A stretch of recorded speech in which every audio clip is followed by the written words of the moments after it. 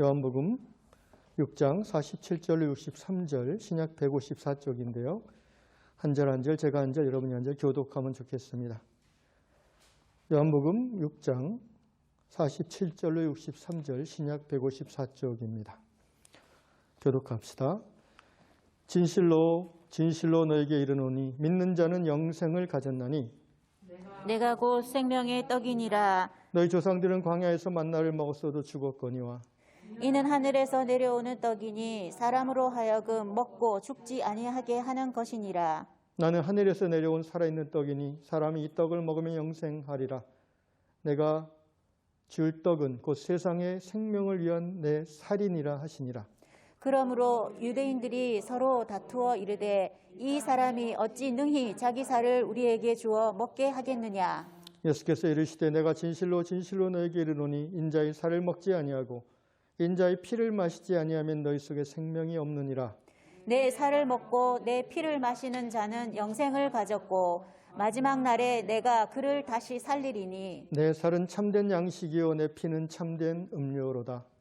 내 살을 먹고 내 피를 마시는 자는 내 안에 거하고 나도 그의 안에 거하나니 살아계신 아버지께서 나를 보내심에 내가 아버지로 말미암아 사는 것 같이 나를 먹는 그 사람도 나로 말미암아 살리라. 이것은 하늘에서 내려온 떡이니 조상들이 먹고도 죽은 그것과 같지 아니하여 이 떡을 먹는 자는 영원히 살리라. 이 말씀은 예수께서 가버나움 회당에서 가르치실 때에 하셨느니라.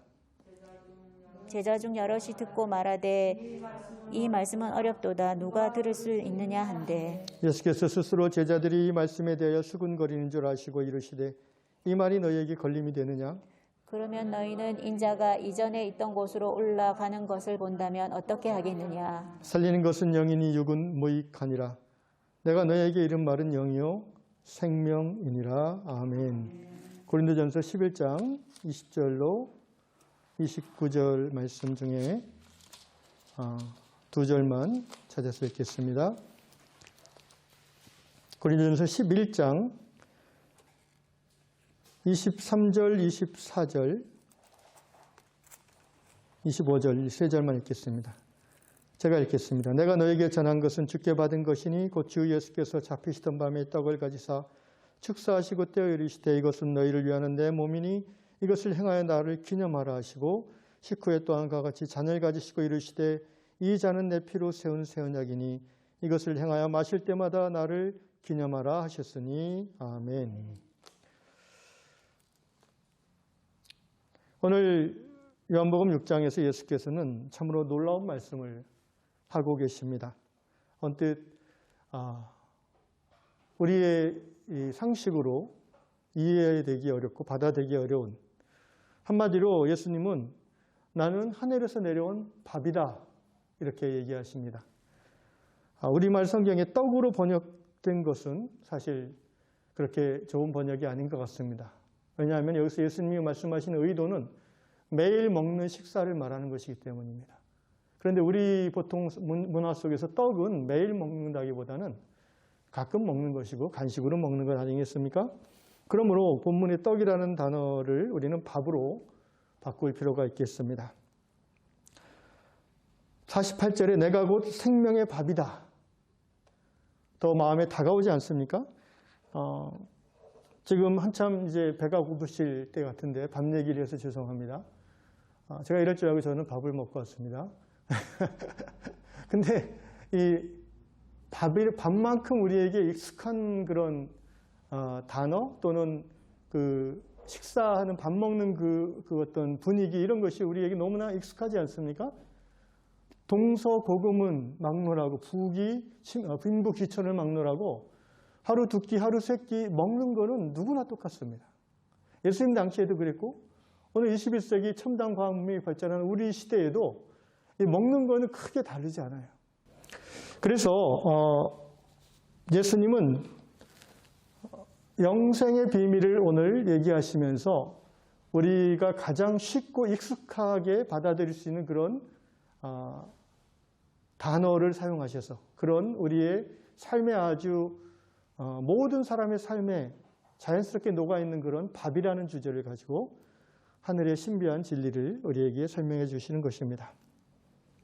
6장 26절 앞에 잠깐 보니까 이렇게 말씀하십니다. 지금 이 6장의 시작은 소위 그 오병이어 떡 5개와 물고기 2마리로 5천 명을 먹인 그 기적에 이어서 나오는 얘기입니다.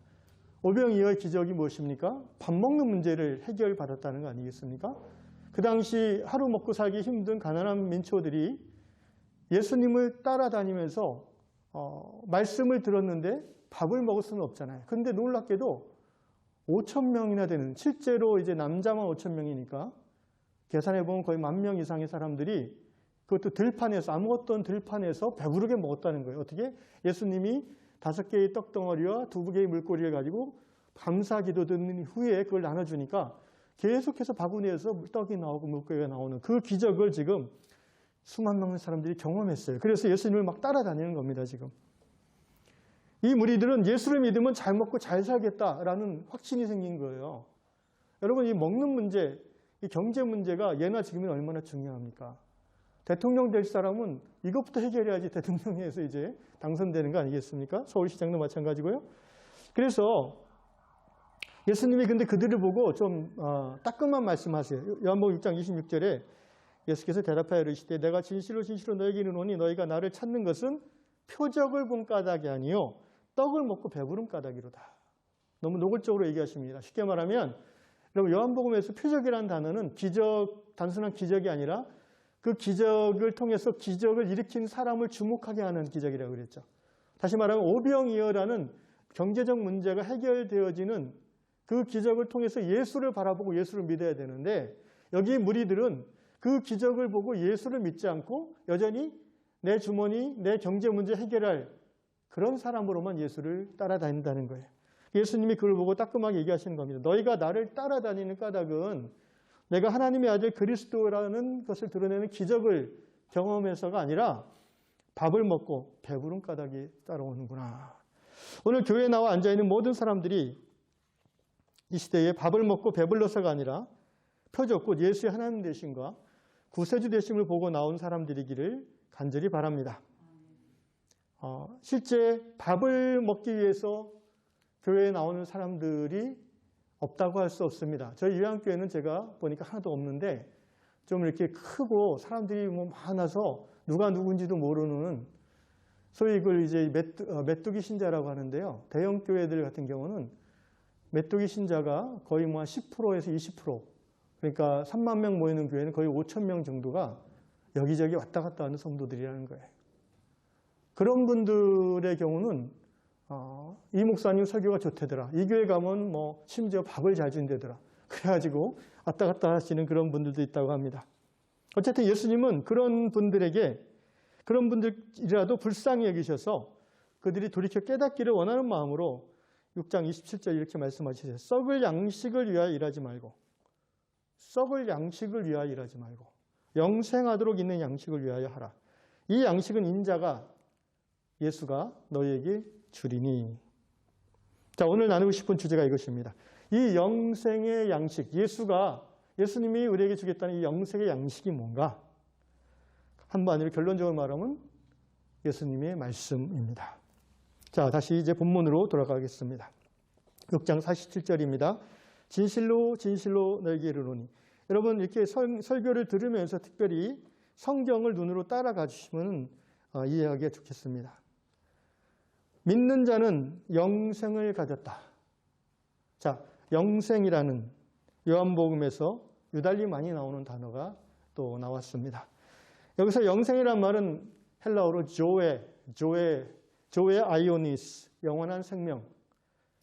요한복음에만 17번 이상 나오는 단어입니다. 보통 헬라어로 그 당시 그리스 문화 속에서 생명이라고 했을 때는 비오스라는 말을 씁니다. 비오스라는 말에서 이제 우리 영어의 바이어가 나왔죠. 바이올로지, 바이오테크놀로지 그런 말 쓰잖아요. 그 이제 어원이 헬라어 비오스예요. 그러니까 비오스라는 말은 그 우리 심장이 파닥파닥 뛰고 맥박이 뛰고 하는 그런 살아있는 육체의 생명을 비오스라고 해요. 지금 여러분 다 여기서 비오스를 누리고 있는 거예요. 살아있어 이 자리에 와 있으니까. 그런데 요한복음에서 말하는 영원한 생명, 참 생명은 비오스라고 표현 안 하고 헬라어로 조에라는 단어를 씁니다. 조회는 어떤 생명을 말합니까? 이것은 이 피지컬 생명하고는 근본적으로 상관이 없는 생명이에요. 그리고 성경이 살아있다라고 했을 때는 반드시 이 조회를 의미합니다. 이 조회의 본질은 뭡니까? 이 영원한 생명의 본질은 뭡니까? 생명의 근원 되신 그 하나님과 소통되어 있는 상태를 말합니다. 하나님과 연결되어져서 하나님과 교제하고 하나님을 알고 하나님의 사랑을 누리는 그 상태 자체가 영생이에요. 우리가 영생이라고 했을 때 시간적으로 뭐 죽지 않고 영원히 사는 것을 영생이라고 생각하는데 그거는 본질이 아니에요. 하나님과 연결되어진 상태에서 생명의 근원 되신 그분을 누리기 때문에 시간적으로도 영원히 가는 거지 그냥 하나님과의 상관없이 단절된 상태에서 요새 뭐 공상과학영에서 말하는 그런 내용들 사람을 잠들었다가 기억을 이식해서 빼내가지고 다시 넣고 또 새로운 육체로 바꿔 타고 그런 영화 못 보셨어요? 그런 영화 많아요 요새. 그래서 500년을 살고 이런 내용들이 있는데 그거는 성경이 말하는 영생을 말하는 게 아닙니다.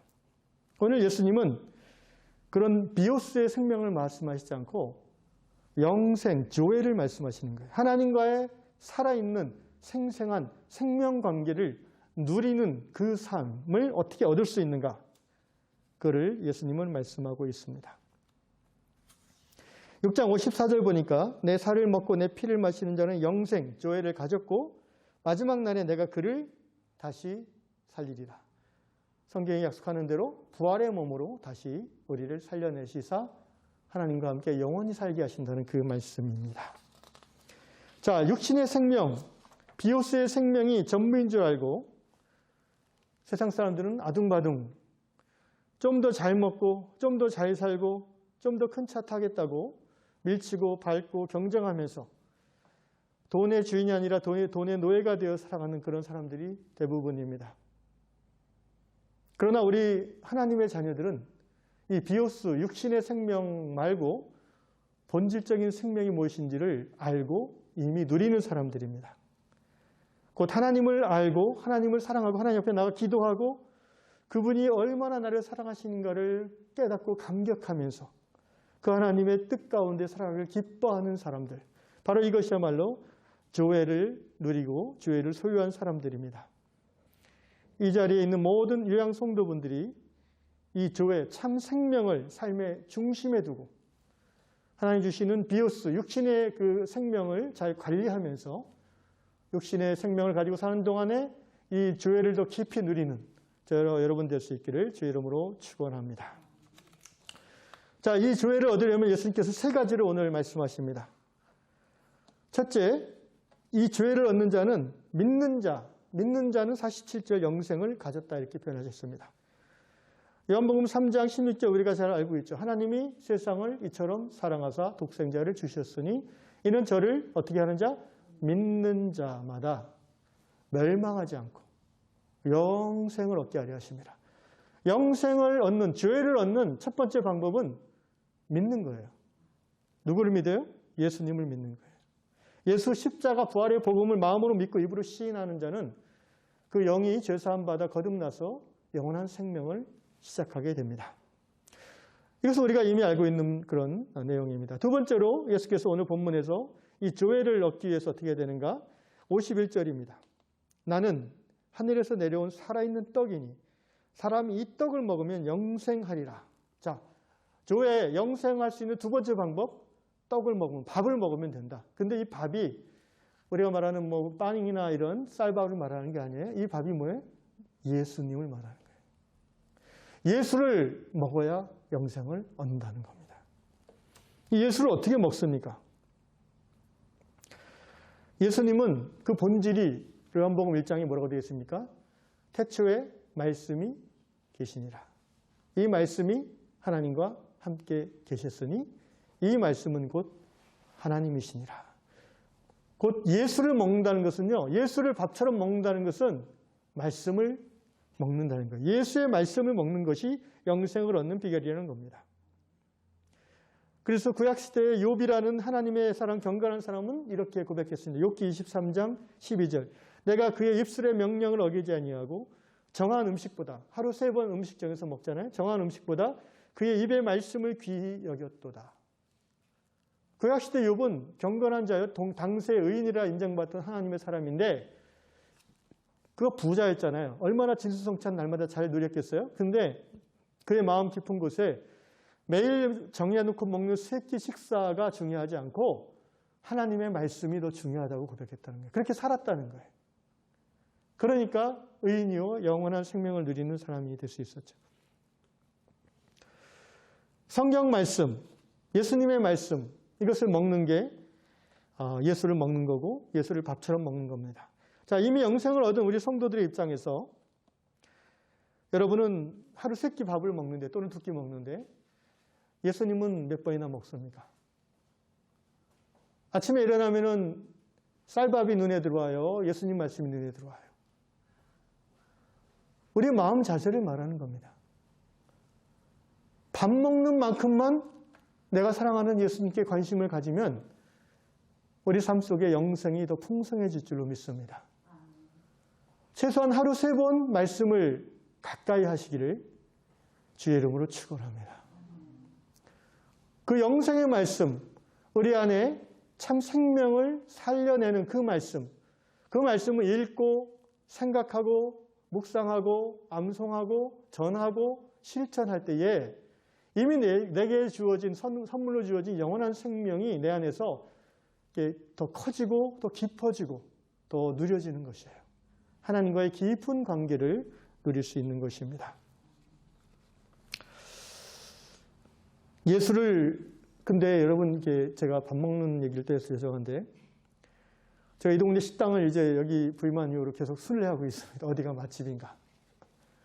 그래서 한번 가서 맛없는 데는 안 가죠, 잘. 크게 가격이 차이 나지 않는다면 이상 맛있는 집을 가는데, 여기 우리 사장님이 오셔서 한 얘기가 아니라 국밥집이 제일 맛있었어요. 그래가지고 국밥집을 제일 많이 가는 것 같아요. 여러분, 예수를 먹으려면 예수가 맛있게 느껴져야 돼요. 아멘? 예수의 말씀이 내게 꿀같이 달게 느껴지고 고소하게 느껴지고 그 말씀을 읽고 묵상할 때 뭔가 눈이 밝아지고 내 마음이 시원해지는 그런 체험이 있을 때에 우리는 예수로 밥을 먹는 거예요. 말씀만 펴면 졸리고 설교만 들으면 꿈으로 들어가고 뭐 이런 분들은 영생을 누리기가 쉽지 않다는 거예요. 그래서 여러분 오늘 이 말씀 들으면서 심각하게 한번 기도해 보세요. 나는 왜 말씀만 읽으면 졸릴까? 하나님께 간구해야 돼요. 주여, 주의 말씀이 맛있게 느껴지게 해 주시옵소서. 안 그러면 영생을 더 깊이 못 누린다니까요. 최소한 예수님이 자기가 하늘에서 내려온 밥이라고 표현하셨을 때 그것은 적어도 너 하루 3번 밥 먹는 만큼 나를 가까이 하라는 거예요. 밥만 먹지 말고 예수의 말씀을 먹으시기를 주의 이름으로 축원합니다. 세 번째로 영생을 얻는 비결이 무엇입니까? 54절입니다. 내 살을 먹고 내 피를 마시는 자는 영생을 가졌고 마지막 날에 내가 그를 다시 살리리니. 자, 이 말씀 때문에 이제 아주 힘들어졌어요.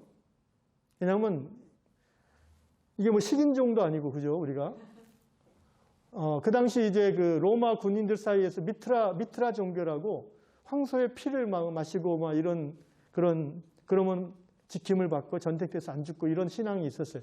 미트라교를 얘기하는 것도 아니시겠고 예수님이 자기 살을 먹으래요. 자기 살.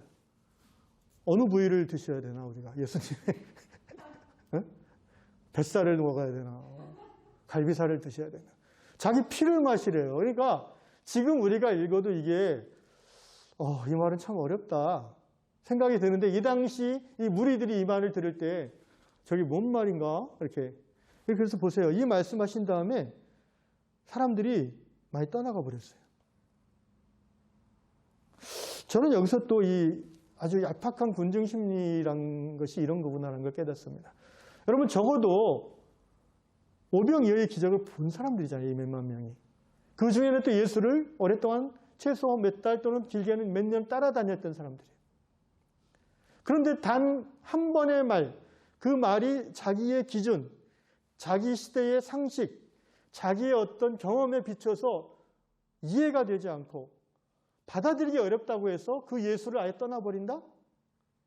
이거는 그 사람 안에 예수에 대한 신뢰가 본래부터 없었다는 거예요. 한 번 택함받아 구원받은 하나님의 자녀들은 인생을 살아가면서 환난과 핍박이 있어도 떠나지 않고 끝까지 갑니다. 그러나 본래부터 구원해서 배제되었던 사람들은 잘 믿는 것 같지만 언젠가는 떨어져 나갈 수 있다는 거예요. 저는 이 본문을 읽으면서 이게 이제 요새식으로 말하면 그런 거예요. 몇만 명 모이는 대형 교회에 있다고 칩시다. 거기 목사님이 어느 날 설교를 했는데 주일날 설교를 뭘 좀 어렵고 잘못했어요. 그래가지고 성도들이 절반이 뚝 떨어져 나갔어요. 이게 클라스 목사님이지. 당회에서 이제 임지를 계속 이 목사직을 할 수 있냐 없냐 그 정도까지. 그렇지 않습니까? 여기 보면은 예수를 따르던 사람들이 대부분이 떠났어요. 근데 저는 예수님이 이걸 모르고 하신 것 같지 않아요. 정말 하나님 나라에 필요한 백성들은 많지 않아요. 떡을 바라고 출세를 바라고 이 땅에서 잘 먹고 잘 살고 떵떵거리는 것을 위하고 나의 욕망을 위해서 하나님을 이용하고자 하는 그런 사람들은 하나님 나라를 확장함에 도움이 되지 않아요. 하나님 주신 영생을 누리기가 쉽지 않아요. 그래서 많이 떠났습니다. 영생을 얻는 세 번째 방법을 예수님은 내 살을 먹고 내 피를 마셔라. 이렇게 말씀하셨어요. 자, 예수님이 고기 얘기하고 피 얘기하는 이유는 오랜 히스토리가 있습니다. 그 당시 유대인들이잖아요. AD 1세기. 여러분, 예수님이 자기 살과 피를 먹으라 하는 것은 예수님 당시부터 해서 약 1400년 전에 모세라는 인물이 있었어요. 그 성경에. 출애굽기의 모세를 보면 하나님이 모세를 불러서 80세에 된 모세를 불러서 내 백성 이스라엘을 떠나게 하라. 애굽의 노예 생활에서 이제 탈출시키라는 거죠. 엑소더스죠. 그래서 출애굽기가 엑소더스잖아요. 그때 이제 바로 왕이 애굽의 왕이 안 내주죠. 자기 노동력이니까. 그때 10가지 재앙으로 바로 왕을 겁줘가지고 결국은 떠나게 만듭니다. 바로 왕이 허락할 수밖에 없게 만들어요. 그 10가지 재앙 중에 마지막 재앙이 뭡니까? 기억하십니까? 장자의 죽음 재앙입니다. 그리고 하나님께서 모세를 통해서 이스라엘 백성들에게 말씀하십니다. 그날 밤에 죽음의 신이 각 집마다 방문해서 첫 태생, 사람이든 동물이든 다 죽일 텐데 너 이스라엘 백성들은 내가 말한 대로 하면 산다. 어떻게 합니까? 양을 잡아서 그 피를 우슬초로 적셔서 너희 집 현관문에 발라놔라. 그 피를 본 그 죽음의 신이 그 집은 패스오버 할 거다. 이게 이제 유월절의 유래입니다. 유월이란 말은 좀 말이 어려운데 한자 말로 담을 넘는다는 거예요. 유월. 패스오버, 영어로 패스오버라고 그래요. 그러니까 넘는 거예요. 뭐가 넘어요? 죽음의 신이 양의 피를 바른 집은 건드리지 않는다는 거예요. 할렐루야. 예수님이 이 땅에 오신 하나님의 어린 양이라고 요한복음 말하고 있지 않습니까? 예수의 피를 먹으면, 바르면 이 말은 곧 예수 십자가 보혈의 공로를 믿으면이라는 뜻이에요. 예수님은 그것을 이렇게 먹는 걸로 말씀하신 거예요. 그리고 그날 밤 이제 6월절 그날 밤에 집 밖으로 나오지 말라고 그랬어요. 출애굽할 때. 그리고 뭐예요? 집에서 밤새 그 잡은 양고기를 다 먹으라고 그랬어요. 이게 이제 소위 유대인들의 6월절 만찬의 기원이죠. 예수님 당시에도 6월절 만찬의 풍습이 계속 있었습니다. 그래서 예수님도 예루살렘에서 성경에 보니까 6월절 저녁 식사의 장소를 이제 하나님의 기적으로 얻으시잖아요. 그래서 이 최후의 만찬이라는 그 유명한 성경의 내용이 이제 시작되는 거예요. 오늘 이 요한복음 6장의 말씀은요, 그 최후의 만찬 석상에서 했던 말씀을 사도 요한께서 정리해 놓으신 거예요. 그 최후의 만찬에서 예수께서 어떻게 하십니까? 떡을 들어서 이 떡은 내 몸이다. 살이다라고 하시죠. 그 다음에 포도주 잔을 들고 뭐라고 하십니까? 이 잔은 너희를 위하여 흘리는 바 나의 피 곧 언약의 피다. 오늘 이제 고린도전서 11장의 말씀의 내용이죠. 살과 피라는 것은 물질을 말하는 게 아니에요. 비유로 설명하시는 거예요. 이 살을 먹고 이 피를 마시는 자 곧 어린 양의 피의 효력을 누리는 자, 그 자는 죽지 않고 구원받는다는 거예요. 이 6월절 만찬은 오늘날 21세기도 유대인들, 정통 유대인들은 지키고 있습니다. 시간이 없어서 만찬 내용은 넘어가고요. 예수님이 십자가에서 당신의 살이 찢기시고 피를 흘리셨습니다. 내 살을 먹고 내 피를 마시는 자는 영생을 얻었다. 십자가 대속의 죽으심을 마음으로 받아들이고 믿는 자는 죄사함 받아 하나님의 구원을 누릴 것이라는 말씀입니다. 사랑하는 형제자매 여러분, 예수께서 비오스의 생명, 육신의 생명만이 전부인 것처럼 알고 아등바등 살아가는 사람들을 향해서 내 살을 먹고 내 피를 마시는 자는 영생을 얻으리라고 말씀하셨습니다. 나 예수를 너희가 먹으면 좋겠다라고 하셨어요. 여러분, 예수의 살과 예수의 피를 먹는 믿음은 어떤 믿음이겠어요? 이 예수의 우리를 향한 사랑을 깨달은 자가 바로 그 믿음을 갖는 거예요. 예수님은 죽을 수밖에 없는 인생들, 육신의 생명이 전부인 것처럼 아등바등 서로 미워하며 경쟁하며 조그만 욕심에도 서로 싸우는 그런 삶의 모습들을 보면서 너무나 마음이 불쌍히 여기시는 거예요. 당신이 십자가 달려 죽을 것을 예감하시면서 말씀하시는 거예요. 내가 너희를 위해서 내 살을 찢는다. 내가 너희를 위해서 내 피를 다 흘리겠다. 그러니 나를 먹어라. 내가 너희를 위해 죽는 것이 너희가 사는 것보다 나는 아깝지 않다는 거예요. 그래서 예수께서는 빈말로 한 게 아니라 실제 이 만찬 다음 날, 그날 저녁에 체포되셔서 그 다음 날 고문을 당하시고 십자가에 달려 죽지 않으셨습니까? 예수님은 생명부지인 우리들을 위해서 비오스의 생명만이, 육신의 생명만이 전부인 줄 알고 바등되는 우리를 위해서 스스로 십자가에 달리셨습니다. 여러분, 십자가 달리기 전에 이미 주님의 그 등은 그 뼈 채찍으로 맞아가지고 완전히 살이 다 너덜너덜해졌어요. 뼈가 드러나 보일 정도로 로마 군인의 채찍에 맞았습니다. 그리고 그 상태에서 60km 가까운 십자가 나무를 들고 골고다 언덕까지 수백 메타를 걸어가셨어요. 얼마나 가는 길에 피가 많이 흘려졌을까요? 이미 예수님이 십자가 달릴 때쯤에는 과다출혈로 위험하신 상태였다고 생각합니다. 십자가에 박히시는 순간 손에 살이 찢어졌죠. 내 살을 먹으라. 발에 살이 찢어졌지요. 내 살을 먹으라. 가시면류관을 조롱하면서 씌워주면서 머리에 살이 찢어졌습니다. 내 살을 먹으라. 로마 군인이 죽은 것을 확인하려고 창으로 그 옆구리를 푹 찔렀습니다. 내 살을 먹으라. 괜찮다. 내 살을 먹고 내 피를 마시고 영생을 얻어라. 예수님은 우리를 그처럼 사랑하셨습니다. 자비하신 예수께서 이런 긍휼의 마음으로 육신의 생명만이 전부인 줄 알고 살아가던 우리에게 자기 살과 자기 피를 내어주셨습니다. 여러분, 누가 나를 위해 죽어줄 수 있겠습니까? 아내도 남편도 자녀도 부모도 나를 위해 죽기가 쉽지 않습니다. 하물며 살을 한 점 한 점 저미는 고통과 피를 다 뽑아내기까지의 그 고문을 누가 나를 위해서 대신 당해 주겠습니까?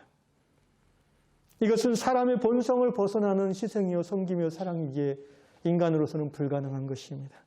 오직 예수님만이 우리를 위해 대신 십자가 고문과 죽음을 당하셨습니다. 이 예수의 십자가 죽음을 바라보는 성부 하나님, 아버지 하나님의 마음은 또 어떻습니까? 여러분, 창세 이전부터 지금까지 예수님과 예수님 성부 하나님은 한 번도 분리된 적이 없었어요. 성부와 성자와 성자가 영원한 하나됨을 늘 누리셨습니다. 그런데 단 한 번 바로 이 순간 우리 모두의 죄를 대신 짊어지시고 예수께서 십자가에 달려 죽으실 수밖에 없는 그 상황에서 죄인의 몸으로 십자가에 달리셨기 때문에 여러분, 죄인은 거룩하신 하나님과 함께할 수 없지 않습니까? 하나님은 예수님과 단절되어지는 자기 외아들을 십자가에 내어 죽게 하는 것도 마음이 힘든데 그 외아들과의 신비한 연합이 깨어지는 그 아픔을 하나님 아버지는 경험하셨습니다. 예수께서 십자가상에서 뭐라고 외치셨습니까? 엘로이 엘로이 라마 사박다니. 엘로이 나의 하나님 나의 하나님 어찌하여 나를 버리셨나이까. 사랑하는 형제자매 여러분, 예수의 살과 피를 먹는 믿음이란 어떤 믿음입니까? 바로 이 외아들을 내어주시고 십자가에 달려 죽기까지 허락하신 그 아버지 하나님의 깊은 사랑을 깨닫는 믿음, 이것이 바로 예수의 살과 피를 먹는 믿음입니다. 로마서 5장 8절 말씀 그대로입니다. 우리가 아직 죄인 되었을 때에 그리스도께서 우리를 위하여 죽으심으로 하나님께서 우리에 대한 자기의 사랑을 확증하셨느니라. 친구를 위하여 목숨을 내어준 정도가 아닙니다. 우리가 예수님의 원수된 죄인이었을 때에 우리를 위해서 당신의 살을 내어주고 피를 다 흘려주신 그 예수 그리스도의 사랑을 깨닫는 믿음, 이것이 바로 살과 피를 먹는 믿음입니다. 외아들을 십자가에 달려 죽기까지 그 슬픔을 견뎌내신 그 하나님 아버지의 넓고 깊은 헤아릴 수 없는 그 사랑을 깨달은 자, 이것이 바로 예수의 살과 피를 먹는 믿음을 가진 자입니다. 여러분, 이 믿음을 가진 자는요, 이 영생을 소유한 자는요, 세상을 살면서 두렵지 않습니다. 죽음이 두렵지 않습니다. 가난이 두렵지 않습니다. 다만 하나님만 두려워합니다. 이 영생의 믿음을 가진 자는요, 세상을 살면서 부럽지 않습니다. 그 누구도 시기하지 않습니다. 왜? 자기가 그렇게 귀한 존재인 것을 늘 깨닫기 때문입니다. 돈 많은 사람, 유명한 사람, 권세 있는 사람, 텔레비전에 많이 나온 사람들, 이런 사람들 부러워하지 않습니다. 오히려 그 사람들이 이 비오스의 생명만이 전부인 것으로 알고 아등바등 그렇게 더 높은 곳으로 더 많이 소유하려고 하는 그 삶의 모습을 보면서 불쌍히 여기는 마음을 갖는 것이 바로 이 살과 피를 먹는 믿음을 가진 사람들의 마음인 것입니다. 마지막으로 이 영생의 확신을 가진 사람은 미워하지 않습니다. 한 20년 전에 제가 많이 봤던 그런 동영상이 있습니다. 맨발의 전도자라는 그 별명이 있었던 목사님이 있었습니다. 이분은 이제 80대 노구에 목회를 은퇴하신 후에 거의 20년 가까이 지하철을 하루 종일 다니면서 예수를 전했던 분입니다. 일제시대 때 굉장히 동경유학까지 했을 정도로 탁월한 분이었고 6개 국어를 자유롭게 구사하는 할아버지이셨지만 그리고 굉장히 만석군의 장남이었지만 그 모든 것을 다 하나님 앞에 내어드리고 노년에 집 한 채, 그것도 이제 자기 집은 없는데 동생이 집을 사줬죠. 그래서 아침에 늘 이렇게 가방 하나 메고 지하철로 맨발로 나와 출근하시는 거예요. 그래서 그 PD가 촬영하면서 왜 맨발로 다니세요? 한겨울에도 맨발로 다니시는 거예요. 이 할아버지의 말씀, 통일이 되면 내가 신발을 신겠습니다. 그리고 지하철에서 전도하실 때도 그냥 유머스럽게 해요. 이렇게 환경운동을 일찍부터 예감하셨는지 그 달력의 뒷부분을 거기다가 이제 예수, 천국, 영어로 to believe is to go to heaven 이런 식으로 영어로 중국말로 다 써놓으시고 이렇게 붙이고 다니면서 전도를 하시는 분이에요. 절대 시끄럽게 안 하셨어요. 그러니까 지하철 앞에 가서 앉아있는 젊은 애 보고 유, 미스 유관순 막 칭찬하면서 유, 미스터 안중근 막 이러시면서 그러니까 친구들이 막 웃잖아요. 그러면은 이제 그 전도 쪽지를 이렇게 보여주면서 예수를 전하셨던 그런 분인데 이분이 이제 마지막에 그 다큐에 보면은 그 PD에게 이렇게 말해요. 나는 왜 그렇게 하다 보면 이제 지하철 안전 요원분들에게 막 쫓겨나기도 하고 무시당하기도 하고 그러거든요. 노숙자 한 줄 오해받기도 하고.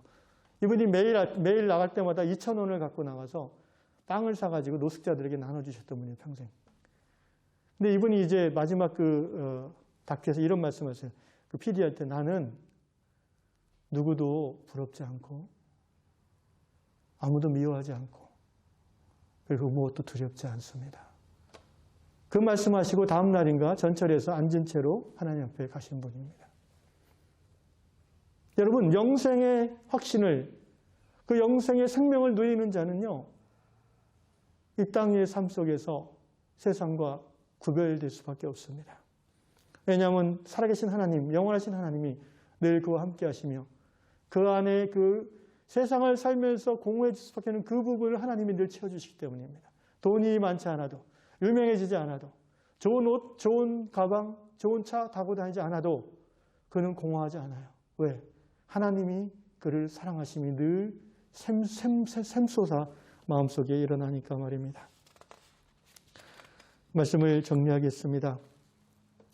요한복음 6장 오늘 본문 63절 말씀입니다. 살리는 것은 영이니 육은 무익하니라. 살리는 것은 영이니 육은 무익하니라. 내가 너에게 이르는 말이 영이요 생명이라. 여러분, 우리 안에 정말 그 생명을 누리게 하는 게 이 탄수화물, 단백질, 지방 이런 게 아니에요. 물론 그것도 필요하죠. 그런데 거기에 생명의 본질이 있지 않다는 것을 깨달은 자가 영생을 얻은 자예요. 제가 어젯밤에 굉장히 좀 아팠습니다. 그래서 거의 잠을 못 잤는데 왜 하나님께서, 그러니까 이게 제가 갖고 있는 이제 일종의 그런 증세인데 가끔 나타나는데 왜 다시 나타났을까 생각해 보니까 제가 그날 저녁을 너무 맛있게 먹은 거예요. 제 아내가 너무 맛있게 만들어줘가지고 떡국을 그냥 2그릇을 먹었더니, 그리고 제가 이제 참 부끄러운 부분인데 먹을 때 정신이 없어요. 쉽게 말하면 환장하고 먹네 뭐 이런 거 있잖아요. 먹을 때 눈에 뵈는 게 없는 것 같아요. 이게 제가 기도 제목이에요. 주여, 먹는데 환장하지 말고 예수 앞에 환장하게 하소서. 뭐 이렇게, 환장이라는 말이 좀 그렇지만 어쨌든, 그래서 제가 오늘 아침에 기도하면서 결단했어요. 제 다이어리에 절제 딱 써놨어요. 육신의 생명을 유지하는 정도로, 적당히 즐기는 정도로 먹으면 되지 거기에 온 마음과 뜻과 정신을 쏟아서 먹을 필요는 없다는 거죠. 네 온 마음과 뜻과 정성과 힘은 예수를 사랑하는 그 일에 쏟고 말씀에 쏟고 비오스의 생명을 유지함에 있어서는 적절하게 절제하면서 살아가는 그런 저 여러분 될 수 있기를 주의 이름으로 축원합니다. 말씀을 정리합니다. 영생을 얻는 3가지 길. 첫째는 예수를 믿는 것입니다. 둘째는 말씀을 먹는 것입니다. 밥 먹듯이 말씀을 맛있게 먹는 것입니다. 셋째는 예수의 살을 먹고 예수의 피를 마시는 것입니다. 곧 나를 위하여 살과 피를 찢기시고 죽으신 그 예수의 나를 향한 놀라운 사랑을 깨닫는 것이에요. 여러분, 이 사랑 깨닫지 않으면 삶이 변화되지 않아요. 사람을 바꿀 수 있는 유일한 방법은 사랑입니다. 두려움도 권력도 어떤 힘도 사람의 내면을 본질에서부터 바꿀 수 없어요. 오직 사랑만이 우리를 변화시킵니다. 이 시간은 좀 늦었지만 함께 찬양하면서 한 2, 3분 같이 기도하는 시간을 갖겠습니다.